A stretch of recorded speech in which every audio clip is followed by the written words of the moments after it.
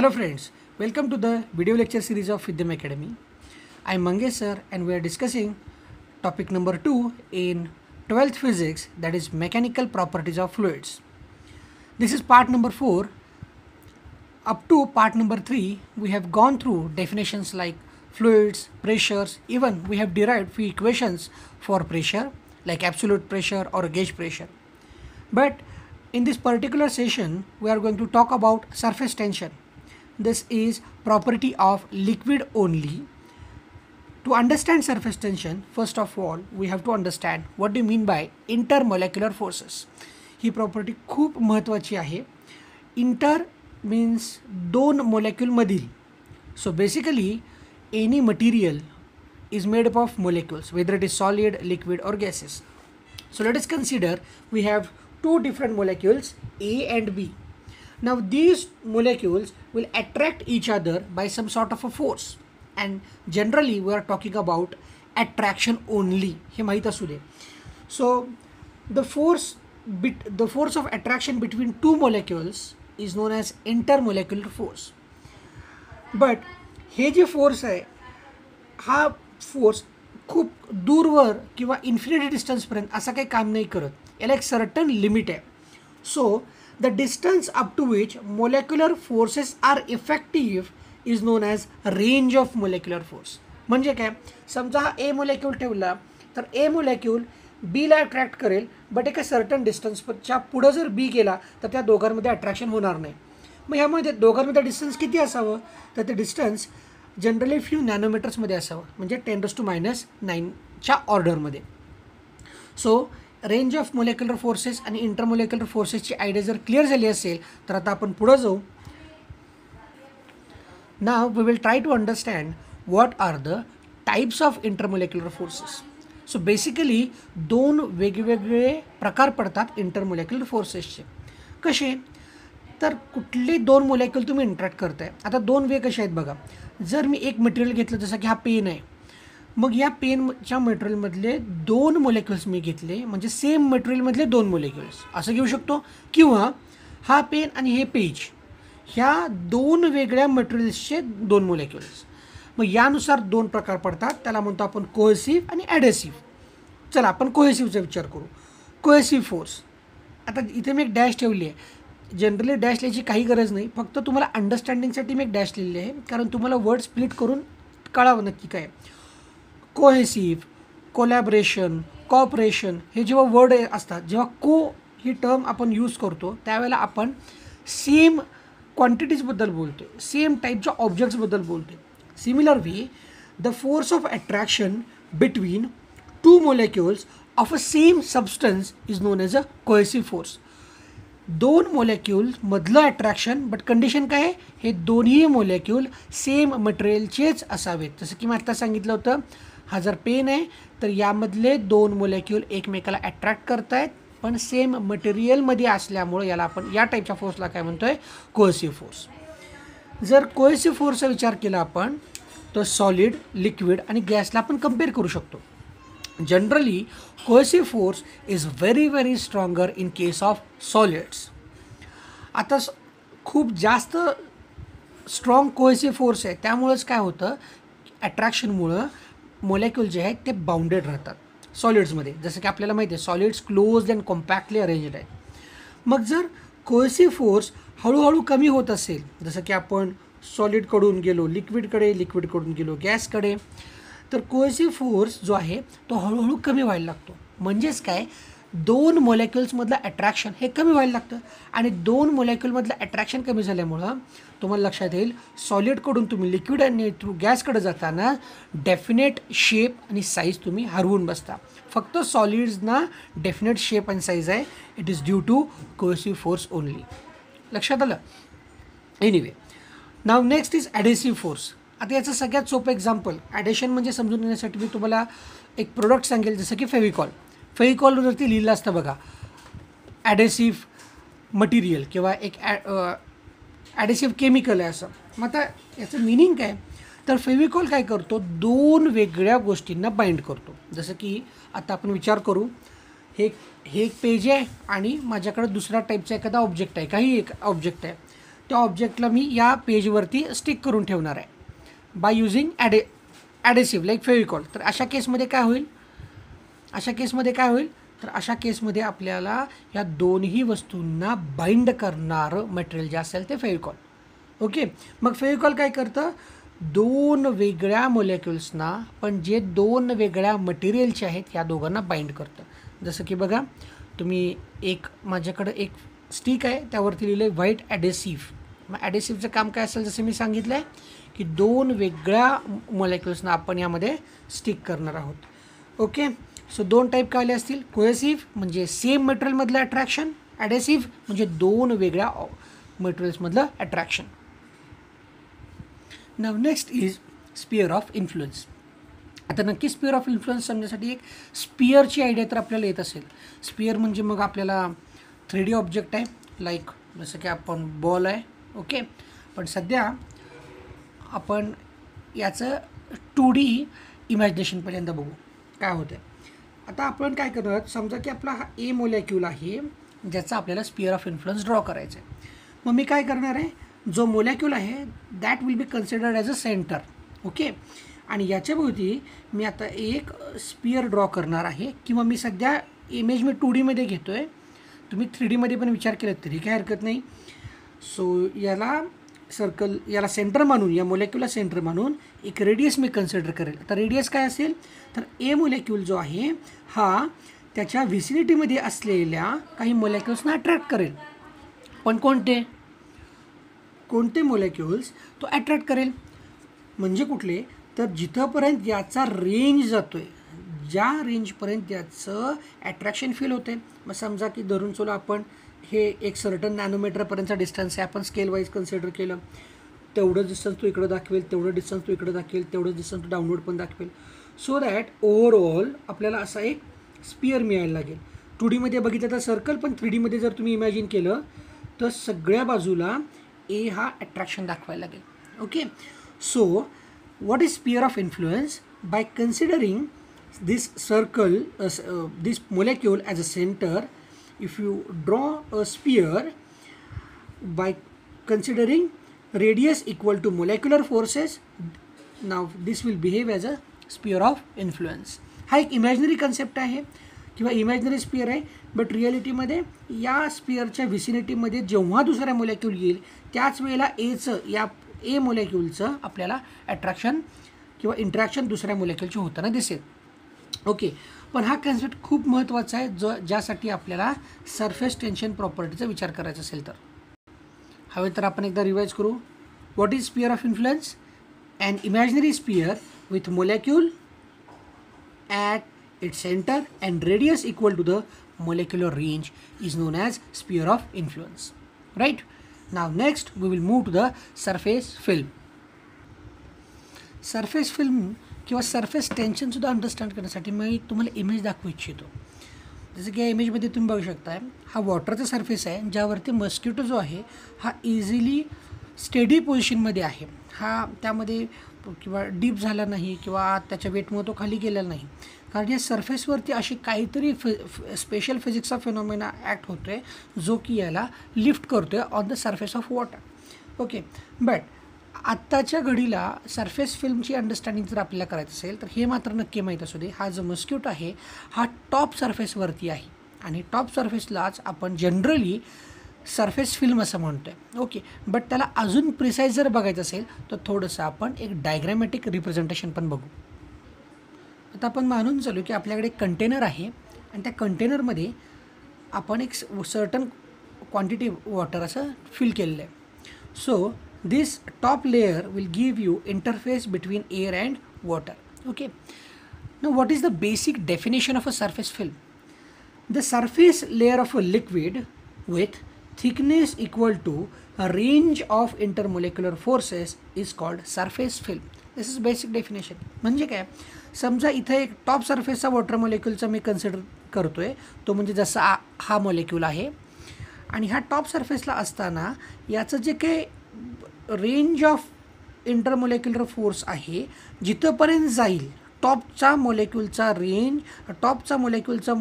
मोलेक्यूलचा विचार करता त्याची रेंज लिक्विडमध्ये जिथंपर्यंत जाईल तेवढा लेयर हा आपण या डिस्टन्सचा लेयर आपण सरफेस फिल्म म्हणून ट्रीट करणार आहे.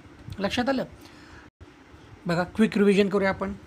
समजा या मोलेक्यूलला मी नाव दिलं ई मोलेक्यूल, तर याचा जो स्पिअर ऑफ इन्फ्लुएन्स आहे हा हाफ जो आहे हा एअरमध्ये आहे, तर हाफ वॉटरमध्ये आहे. तर वॉटरमध्ये त्याचा स्पिअर ऑफ इन्फ्लुएन्स जिथंपर्यंत जाईल तेवढं डिस्टन्स म्हणजे केवढं होईल, म्हणजे एवढं होईल. म्हणजे ह्याचा टॉप लेअर जो आहे ना, इंटरफेस जो आहे तो एक्स वायनं मी दाखवलेला आहे. ओके, आणि याचा रेंज मॅक्सिमम या डिस्टन्सपर्यंत जातो आहे. तिथंपर्यंत आपण याला या ज्या सरफेसला आपण एक पॅरलल लाईन ड्रॉ केली एक्स डॅश वाय डॅश. तर हा जो एक्स डॅश आणि वाय डॅशचा जो लेअर आहे असा, याला आपण काय म्हणणार आहोत, सरफेस फिल्म. लक्षात येतं आहे? Okay, now we will move to the next point, that is free surface of a liquid. Free surface of a liquid, जसं नाव सोपं आहे तसंच अंडरस्टँडिंगसाठी कन्सेप्ट पण सोपं आहे. जसं इथं आपण असं पाहिलं होतं, हा जो इंटरफेस आहे हा कोणामध्ये तयार झाला, तर इथं दोन मीडियम आहेत, एअर आणि वॉटर. तर या दोन मीडियमच्या सरफेसवरती किंवा या इंटरफेसला जो भाग आहे किंवा हा जो एरिया आहे हा बेसिकली याच्यावरती कुठलाही शिअर स्ट्रेस प्रेझेंट नसतो, आणि म्हणून या सरफेसला आपण म्हणतो free surface of a liquid. Generally हा टॉप सरफेस म्हणून पण ओळखला जाऊ शकतो. लक्षात येते? तर या दोन डेफिनेशनचा यूज करून आपल्याला सरफेस टेन्शन का क्रिएट होतं ते आपल्याला समजून घ्यायचं आहे. ओके, आणि यालाच म्हणतात molecular theory behind the origin of surface tension. Okay, so to understand molecular theory of surface tension, आता मी काय करणार आहे, तर तीन वेगळ्या प्रकारचे वेगवेगळ्या लोकेशनचे मी मोलेक्युल्स कन्सिडर करतोय आणि त्या मोलेक्युल बरोबर आपण त्यांचा स्पिअर ऑफ इन्फ्लुएन्स घेतोय. आता समजून चला, याला आपण नाव देऊ मोलेक्युल ए, हा आहे मोलेक्युल बी, हा आणि हा आहे मोलेक्युल सी. अशा तीन टाईपचे माझ्याकडे मोलेक्युल झाले. ओके, जर मी एचा विचार केला तर मी काय म्हणू शकतो बघा, ए मोलेक्यूल जो आहे त्याचा जो स्पिअर ऑफ इन्फ्लुएन्सचा जर विचार केला तर हा टोटली मोलेक्यूल वॉटरमध्येच आहे. सो असं मी म्हणू शकतो, जर वॉटरमध्ये आहे तर नियरेस्ट मोलेक्यूल जे आहे त्याच्याशी इंटरॅक्ट करतात हे सेम टाईपचे झाले, आणि सेम टाईप झाले म्हणजे याच्यामध्ये कोहेशन आहे. So all over the A there will be equal and opposite cohesive force, isn't it? जेवढे मोलेक्युल्स एला वरती अट्रॅक्ट करणार आहेत तेवढेच खाली करणार आहेत, जेवढे राईट साईडला करणार आहेत तेवढे लेफ्ट साईडला करणार आहेत. So that I can say A is in equilibrium, कारण कोहेसिव्ह फोर्स हा सेम मटेरियलच्या मोलेक्युलचा सेम असेल. सो ए झाला तो इक्विलिब्रियममध्ये. सो एला त्याची पोझिशन चेंज करायची गरज नाही, ए जिथं आहे तिथं व्यवस्थित आहे. Now we will move to the next molecule B. आता बीचा विचार करता हा B just below the interface आहे. बी इथं आहे, हे लोकेशन, हे इंटरफेस जो एक्स वाय आहे ना त्याच्या थोडासा खाली आहे. So if you draw sphere of influence around B then you will find this most of the sphere of influence, part of that sphere of influence will lie in water whereas some part will lie in air. So बहुतांश भाग हा पाण्यामध्ये वॉटरमध्ये असल्यामुळं आणि थोडासा भाग एअरमुळं असल्यामुळं इथं एक वेगळा फेनॉमेना दिसतो. वेगळा फेनॉमेना म्हणजे काय, तर कोहेसिव्ह फोर्स जो आहे हा या मेजर पार्टवरती ॲक्ट होईल. लक्षात येतं आहे का? आणि ॲडेसिव्ह फोर्स जो आहे हा छोट्याशा पार्टवरती ॲक्ट होईल. मी अजून एकदा सांगतोय, कोहेसिव्ह फोर्स का, कारण हा मोस्ट ऑफ द पार्ट जो पाण्याबद्दल आपण बोलतोय हा जवळच्या वॉटर मोलेक्युलशी इंटरॅक्ट करतोय ना. सो वॉटर मोलेक्युल यामध्ये काय असलं पाहिजे, कोहेशन. जेव्हा की हा जो छोटासा पार्ट एअरमध्ये आहे तर याचा स्पिअर ऑफ इन्फ्लुएन्स आणि एअरचे मोलेक्युल यामध्ये काय असलं पाहिजे, ॲडेशन. तर इथं ॲडेशन कमी आणि कोहेशन जास्त आहे. लक्षात येते का, कारण कोहेसिव्ह पार्ट दाखवणारा कोहेसिव्ह नेचर असणारा पार्ट हा जास्त आहे. सो काय होतं, कोहेसिव्ह फोर्स जास्त झाल्यामुळं बीवरती एक टोटल डाऊनवर्ड फोर्स ॲक्ट होतो जो या बी मोलेक्युलला खाली ओढायचा प्रयत्न करतो. लक्षात येते का? माहीत असू दे, बी हा मोलेक्युल जो आहे हा सरफेस फिल्ममध्ये आहे. आत्ताच आपण डिस्कस केलं होतं सरफेस फिल्म म्हणजे काय, जो एक्स वाय आणि एक्स डॅश वाय डॅशच्या मधला जो भाग आहे हा सरफेस फिल्म आहे. लक्षात येतं आहे? आता आपण जाऊया सी मोलेक्युलला. सी मोलेक्युल हा स्पेशल मोलेक्युल आहे. का स्पेशल आहे? Because it is exactly lying on the surface of a liquid. Now If you draw imaginary sphere, that is sphere of influence around sea, then you will find that half of sphere will lie in water, whereas half of sphere will lie in air. जो मग वॉटरमध्ये sphere आहे तो आपल्याला cohesion देईल, जर जो एअरमध्ये sphere आहे तो आपल्याला ॲडेशन देईल. आणि यामुळं काय होईल, याच्यामध्ये हाफ ऑफ डिव्हिजन एक्झॅक्टली झाली. मग तुमचा प्रश्न असा पण पडू शकतो, मग हा स्टेबल झाला का? तर मित्रांनो नाही का, कारण जो एअरमध्ये भाग आहे हा जरी ॲडेसिव्ह नेचर दाखवत असला तरीसुद्धा एअरची डेन्सिटी काय आहे, कमी आहे, पण वॉटरची डेन्सिटी काय जास्त आहे. त्यामुळं खूप जास्त मोलॅक्युल्स इथं ॲट्रॅक्शनसाठी अवेलेबल असतील, जेव्हा की एअरमध्ये तेवढे मोलॅक्युल्स नसतील. म्हणजेच बीमध्ये झाला तोच फेनॉमेना इथं होईल आणि सीला सुद्धा एक डाऊनवर्ड पुल कायम फील होईल. So that we can understand that molecules which are present on the surface of a liquid, those will try to move inside the water or inside that particular liquid.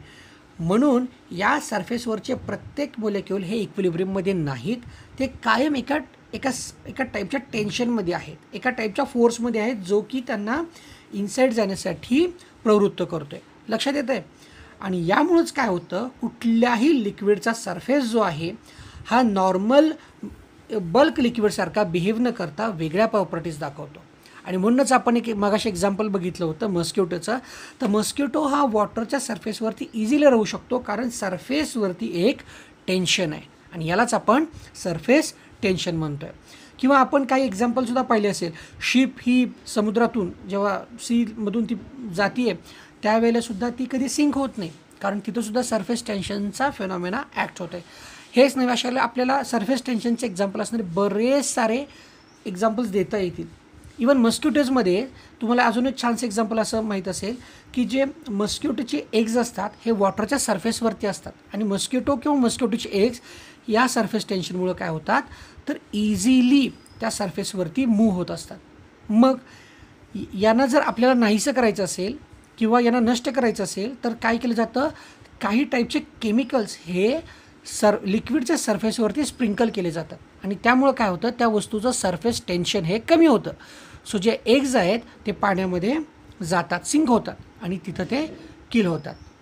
So बरेच सारे आपल्याला applications बघता येतील, but आपण एक general definition बघूया surface टेन्शनची. Okay, so जसं आपण बघितलं मॉलेक्युलर थिअरीमध्ये की कुठल्याही लिक्विडच्या सरफेसवरती जे मॉलेक्युल्स आहेत ते कायम एक टेन्शन फील करतात. म्हणजे काय, फॉर एक्झाम्पल हा जर लिक्विडचा सरफेस असेल तो कायम स्ट्रेच्ड मेम्ब्रेनसारखा असतो. जसं की स्ट्रेच मेम्ब्रेन जसं मी इकडं फोर्सला ओढतो आणि इकडेही फोर्सला ओढतो आहे, सो इक्वल अँड अपोजिट फोर्सने याला मी ओढतो आहे.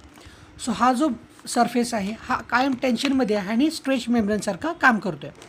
सो एक आपण डायग्रॅमॅटिक रिप्रेझेंटेशन बघतो आहे आत्ता, की ज्याच्यामध्ये आपण मानू आपल्याकडं एक सरफेस आहे जो आपण इथं कन्सिडर केलं की सर्कलमध्ये आहे. ओके, आणि यामध्ये एक मी लाईन ड्रॉ करतो आहे, जी लाईन आहे माझी पी आणि क्यू. एक जी लाईन ड्रॉ केलेली आहे ही फ्री सरफेस ऑफ लिक्विडला टॅन्जन्शियल आहे. ओके, सो याला जर मी स्ट्रेच मेम्ब्रेन म्हणून विचार केला तर मी जेवढं इकडं ओढणार आहे या फिल्मला तेवढंच मी इकडून ओढणार आहे. So equal and opposite force इकडं अवेलेबल आहे. लक्षात येत आहे. सो कुठल्याही फ्री सरफेसच्या लिक्विडला मी एक लाईन ड्रॉ केली तर दोन्ही साईडला फोर्सेस जे आहेत किंवा कोहेसिव्ह फोर्सेस आहेत ते इक्वल आणि अपोजिट काम करतील आणि मेम्ब्रेनला ओढण्याचा प्रयत्न करतील आणि ह्यामुळंच काय होतं, सरफेस टेन्शन ओरिजिनेट होतं. So what is the definition of a surface tension? It is tangential force acting per unit length on both sides of a imaginary line drawn on free surface. जी line मी सांगितली होती ना, ही P Q ही line आहे आणि ह्या दोन्ही साईडला आपण काय केलेलं आहे, फोर्स कन्सिडर करतो आहे. ही पी क्यू लाईन इमॅजिनरीच आहे, बट कुठलीही लाईन ड्रॉ केली आपण फ्री सरफेस ऑफ लिक्विडला, दोन्ही साईडचे फोर्सेस त्याला इक्वल आणि अपोजिट ओढण्याचा प्रयत्न करतील. सो होल जे लिक्विडचा सरफेस आहे हा कायम टेन्शनमध्ये किंवा स्ट्रेच मेम्ब्रेनसारखा बिहेव करेल आणि यालाच आपण म्हणतो आहे surface tension. So what will be the formula? Surface tension T equals to force per unit length. So what is the unit of force? Newton, length metre. So त्याचं युनिट झालं newton per metre. लक्षात येतं आहे. So this is the unit of surface tension. आणि त्याचं dimension